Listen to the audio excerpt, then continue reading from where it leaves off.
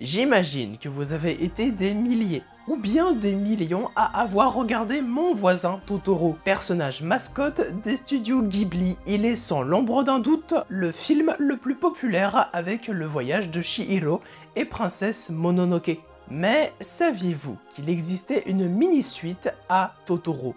Non? Alors laissez-moi vous raconter tout ça. Amis du jour, bonjour, c'est Gigux et aujourd'hui, je vous présente la suite inconnue de Totoro.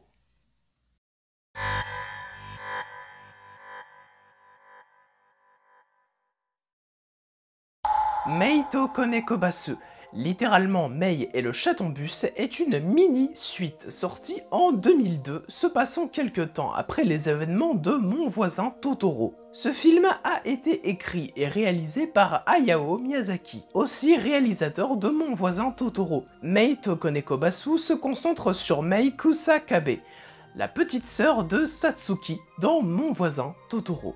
L'histoire commence par un jour de grand vent. Et alors que Mei est en train de se promener et de manger un caramel, une mini tornade apparaît et se met à la poursuivre, jusqu'à l'intérieur de la maison. La tornade se révèle être un chaton-bus, le petit du chat-bus. Au début effrayé par la petite fille, cette dernière va lui donner un caramel, et ils deviennent immédiatement amis. Le soir même, le chaton-bus revient chez les Kusakabe. Alors que Satsuki est endormie, Mei monte à l'intérieur de son nouvel ami et s'élance dans le ciel en direction de la forêt Tsukamori. C'est alors que nous découvrons une multitude de chats véhicules, transportant plein de Totoro. Oh mon dieu, Totoro n'est pas le seul Totoro?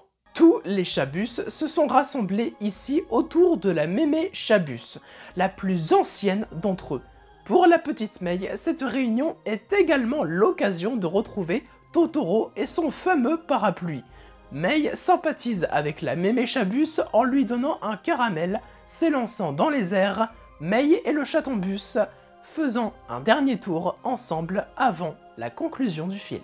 Oui, c'est assez court, car en réalité le film ne dure que 13 minutes. Et si vous ne l'aviez jamais vu, ou alors si vous ne connaissiez même pas l'existence de ce film, eh bien c'est tout à fait normal. La sortie de Mei et le chaton-bus a été très limitée, avec des projections uniquement réservées pour le musée Ghibli au Japon. Oui, donc si vous voulez aller le voir, bah va falloir aller au musée. Mais pourquoi ne pas le sortir en bonus dans les coffrets Blu-ray, DVD? Eh bien réfléchissez. La suite d'un film ultra populaire que tout le monde adore, exclusif dans un musée. Donc ça justifie pour les visiteurs, d'en plus d'aller visiter le musée, d'aller voir le court-métrage. Et comme ça, plus d'argent pour le musée. Ils sont pas cons. Sauf que le problème, c'est que les films qui sont diffusés au musée s'alternent dans l'année. Donc ça veut dire que si vous allez au musée en avril, eh bien peut-être qu'il n'y sera pas, et il faudra aller en septembre. Maintenant, on va s'attarder sur les coulisses du film. Ce qu'il faut savoir, c'est que Hayao Miyazaki avait pourtant affirmé que Mei et Satsuki ne devaient plus revoir Totoro après le retour de leur mère au foyer. Il avait même pris soin, dans les images du générique de fin, de séparer Totoro et les deux sœurs. Bon, ça n'est plus qu'à dans le film. Mais cela peut peut-être se justifier par le très jeune âge et l'innocence de la petite fille, et qu'elle pourrait encore voir Totoro et les autres entités. Surtout que sa grande sœur est quasiment un caméo dans le film. L'envie de revisiter l'univers du film était dangereuse, mais le réalisateur a eu le génie d'arriver à le densifier sans trahir à aucun moment le long métrage de 1988. Ce qu'il faut également savoir, c'est que 15 000 dessins ont été créés pour réaliser ce film, un ratio important pour un film de 13 minutes. Pour Hayao Miyazaki, Mei et le chaton-bus est avant tout un film destiné aux enfants.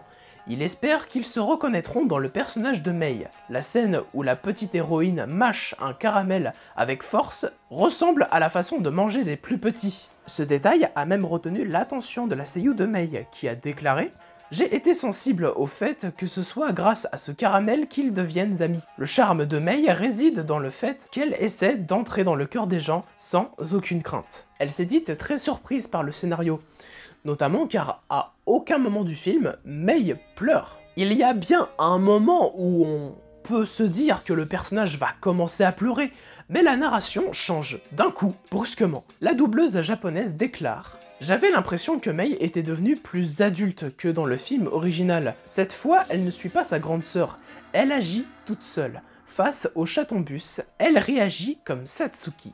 Et petite anecdote avant de conclure cette vidéo, si le choix de Shika Sakamoto était évident pour le personnage de Mei, en revanche, rien n'avait été prévu pour le doublage de Totoro et de la Mémécha. Et devinez qui s'en chargea de doubler la voix de Totoro et de la Mémécha? Oui, Hayao Miyazaki.